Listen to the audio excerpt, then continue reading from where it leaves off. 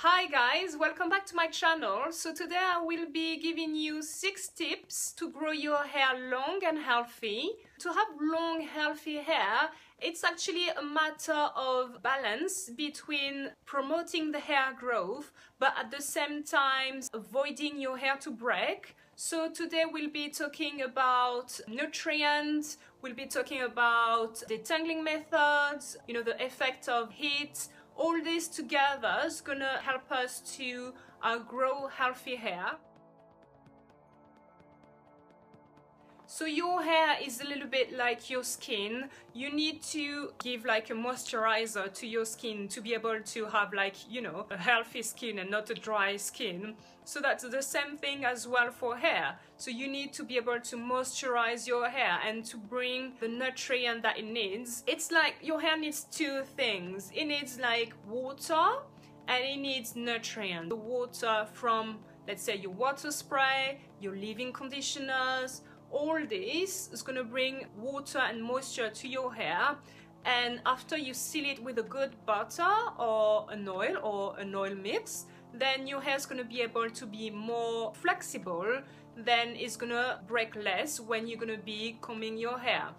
Then what you need to bring as well is nutrients. So nutrient, I mean like protein, I mean fatty acid, and all those protein and fatty acid is going to help your hair to be stronger and it's going to have less of a tendency to break. So how would you bring like those nutrients? So it's more about like your deep condition treatment, as well. A good leave-in conditioner would have good fatty acid as well. So the water plus the nutrient together is going to help your hair to be stronger and more flexible, so your hair is going to break less.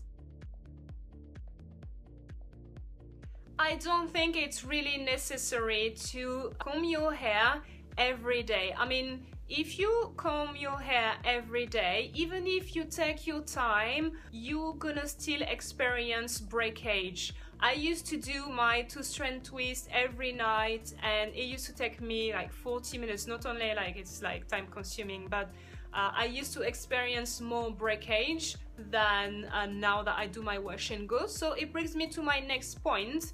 I think what we need to do when we've got Afro hair, it's actually to find a routine that's gonna have low manipulation. So for example, I do my wash and go. When it's time for me to wash my hair, and I just take my time when I'm under the shower, use a lot of conditioner or my deep condition treatment, and take my time and really detangle my hair. And then I apply all my product, dry it, and that's it until next time. I do not comb my hair because I don't feel it needs to be combed, and I like big afro and everything, and it's even better for the condition of my hair because I just don't do anything to it. So if you still need to comb your hair, you need to keep in mind that water is very good for your hair when you want to comb it, because when your hair is wet, your hair is more flexible, so it's more elastic. So when you actually comb it, when it's wet, it's got less of a tendency to break. If you do it on dry hair, it's gonna, the comb's gonna just like stay stuck in it because the hair is not as flexible as it would when it's wet. So you're gonna experience more breakage. So keep your hair damp when you want to comb your hair. Another thing as well, I'm sure you're aware of that as well, is when you feel that your hair is dry, or during winter when we've got a harsh weather, it's very good to put your hair into protective style, like weaves, wig, like cornrows with extension, without extension. You don't comb your hair so your hair doesn't break. When you take off your hair from the protective style, you give it a good hot oil treatment, a good deep condition treatment, and then your hair is just like... I'm sure that you are aware of that as well, but using like a wide tooth comb is important. If you can just detangling with your hands, it's even better. But always keep in mind that if you have to detangle your hair with your hands or with a big comb, keep in mind that it has to be damp for that your hair will break less. we need to trim our hair when it's necessary. So by that I mean, if you feel that your hands, your tips of your hair are a bit dry, brittle, you know, like you can feel it, maybe it's time for you to give it a good trim. There's no point of trying to hold on to the length, because what's gonna happen is, let's say you've got all this that is damaged, just like half a centimeter, right? And then what's gonna happen is, it doesn't just stay like that. When you've got like, you know, your hair is damaged, you know, like when you've got like those split hands, it just doesn't stay like that split. Little by little, it goes like this and like this and like this. So it's better to get rid of it when it's like early stage, because if not, it just like eat the whole length. What I say to my clients, because I'm a hairdresser, I do Afro hair, I do European hair, and sometimes when I've got a guest and the guest is like, oh, I'm not sure I want to cut much, and I can see the hair is totally, I said to them, well, what do you prefer, right? Do you prefer to have long, ratty, like dull hair, or do you prefer to have maybe a little bit shorter, but your hair, like the length is like crisp, you know, it looks healthier? So it's more about, what do you prefer, long ratty hair, or, you know, maybe a bit shorter healthy hair? At the same time, I don't think it's really necessary to cut your hair too often, because we want to see our hair to grow. If you cut your hair too much, too often, at the end you might have healthy hair, but at the same time you won't be able to see your hair growing. So I guess you need to find the good balance and find out when is it necessary for you to cut your hair. So what I say to my Afro hair guests, I just said to them, come back between 4 to 6 months. If you feel that after 4 months your hair is still, you know, quite good, well, come back later, like maybe in 5 months or 6 months.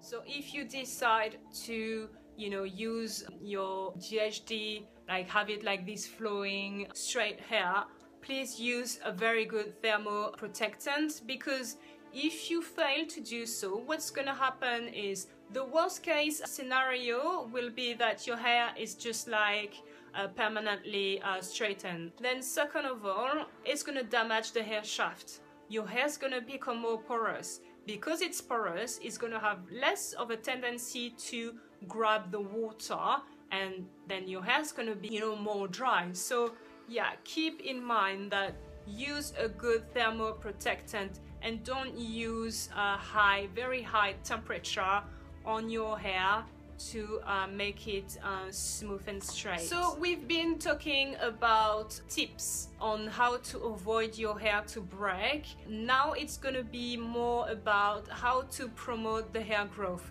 because as I said, it's a balance between the hair growth and avoiding your hair to break, right?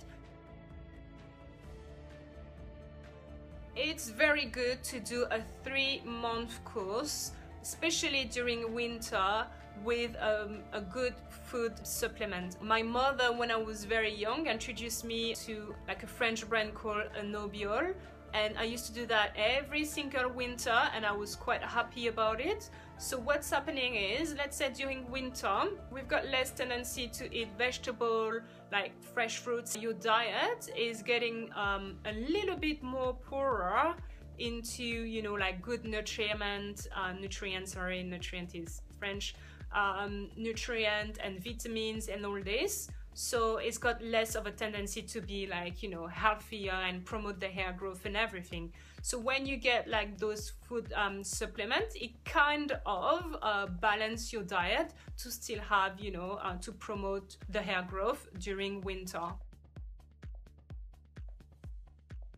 I get a few guests as well that say to me, oh, my hair is getting very thin, and they are quite like young and everything. So what could happen as well is you might be anemic. So anemic means that you are missing some iron in your blood. So one of the effects of being anemic is experiencing some thinning in your hair. There are other symptoms like irritability, like difficulty to focus, you know, fatigue, if you feel that there might be something wrong and you don't see your hair growing and you can feel that, you know, it's feeling, you know, wagwan, so the best is maybe just to go and see your doc and just like, you know, talk to him about it. You never know, he might just give you like a blood test, it might be nothing, maybe, you know, like it's between seasons, sometimes, you know, you're just losing your hair, you don't know why.